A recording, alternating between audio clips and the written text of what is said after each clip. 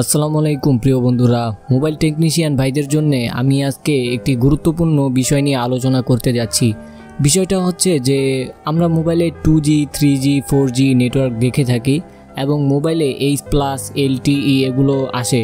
তো এগুলো আসলে কোনটা কি, এই সমস্ত বিষয় নিয়ে আমি আজকে আপনাদের মাঝে খুব সহজভাবে বোঝানোর চেষ্টা করব। সর্বপ্রথম যখন মোবাইল বের হয় তখন সেটাতে শুধু কলে কথা বলা যেত, আর ওইটার নেটওয়ার্ক ছিল হচ্ছে 1G নেটওয়ার্ক। 1979 সালের দিকে সর্বপ্রথম জাপানে এই টেকনোলজি বের করা হয়। তখন এই 1G নেটওয়ার্ক দিয়ে শুধু ফোনে কথা বলা যেত, আর কিছুই করা যেত না। তারপর 1991 সালের দিকে টেকনোলজি নেটওয়ার্কটাকে আরেকটু আপডেট করে 2G নেটওয়ার্কে নিয়ে আসে, আর এই 2G নেটওয়ার্কটাকে বলা হয় GSM, যেটার পূর্ণরূপ হচ্ছে গ্লোবাল সিস্টেম মোবাইল কমিউনিকেশন। এই 2G নেটওয়ার্কে দুইটা কাজ করা যেত, একটা হচ্ছে কলে কথা বলা যেত এবং মোবাইলে মেসেজ পাঠানো যেত। এটার সিম্বল হচ্ছে 2G।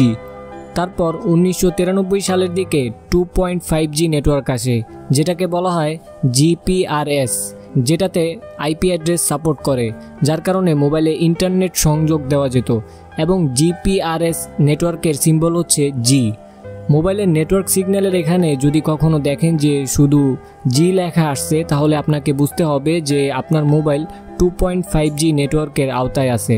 তারপর 2003 সালের দিকে 2.75G নেটওয়ার্ক আসে, যেটাকে বলা হয় EDGE, আর এটাতে আরেকটু ভালোভাবে ইন্টারনেট চালানো যেত এবং এটার নেটওয়ার্ক সিম্বল হচ্ছে E।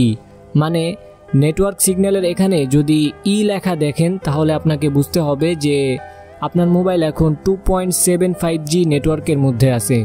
তারপর কিছুদিন পরে 3G নেটওয়ার্ক আসে, যেটাকে নাম দেওয়া হয় WCDMA, এবং এটার ইন্টারনেট স্পিড আরেকটু বেশি ছিল, প্রায় 384 kbps থেকে 2 mbps পর্যন্ত।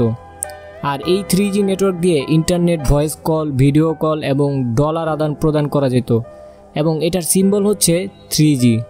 এর কিছুদিন পর নেটওয়ার্কটা আরেকটু আপডেট হয়ে একটু শক্তিশালী হয়, তখন 3.5G আসে এবং 3.75G আসে। 3.5G-কে বলা হয় HSPA, যেটার নেটওয়ার্ক সিম্বল হচ্ছে শুধু H, আর 3.75G-কে বলা হয় HSPA+, যেটার নেটওয়ার্ক সিম্বল হচ্ছে H+। মানে যখন আমরা 3.5G অথবা 3.75G নেটওয়ার্কের আওতায় আসি তখন আমাদের মোবাইলের নেটওয়ার্ক সিগন্যালের এখানে H অথবা H+ লেখা আসে। এরপর 2009 সালের দিকে 4G নেটওয়ার্ক আসে, যেটা ইন্টারনেটে কাজ করার জন্য আরও শক্তিশালী এবং এটার নাম হচ্ছে LTE। আমরা যখন মোবাইলের ডাটা অপশন অন করি তখন কোনো ফোনে 4G লেখা আসে, আবার কোনো ফোনে LTE লেখা আসে। এই 4G নেটওয়ার্ক দিয়ে 3D television, video conferencing, online gaming এবং মোবাইল ওয়েব সহ আরও বিভিন্ন বিষয়ের কাজে আসে। তো এই বিষয়গুলো যদিও একটা ইতিহাসের মতো, তবুও মোবাইলের কাজ করার জন্য আমাদেরকে নেটওয়ার্কের এই বেসিক বিষয়গুলো জানা থাকা ভালো। নেটওয়ার্কের বিষয় নিয়ে আলোচনা করলে আরও অনেক বিস্তারিত আলোচনা করা যায়। তো আমি আপনাদেরকে খুব সংক্ষিপ্তভাবে এবং খুব সহজভাবে 3G 4G আসলে কি এগুলো বোঝানোর চেষ্টা করছি। আশা করি কিছুটা হলেও আপনি বুঝতে পারছেন। ভিডিওটি দেখে একটু হলেও উপকৃত হলে একটি লাইক করবেন এবং সুন্দর একটি কমেন্ট করবেন, এবং পরবর্তী ভিডিওতে আমরা মোবাইলের নেটওয়ার্ক আইসি নিয়ে আলোচনা করব। সে পর্যন্ত ভালো থাকবেন, সুস্থ থাকবেন। আল্লাহ হাফেজ।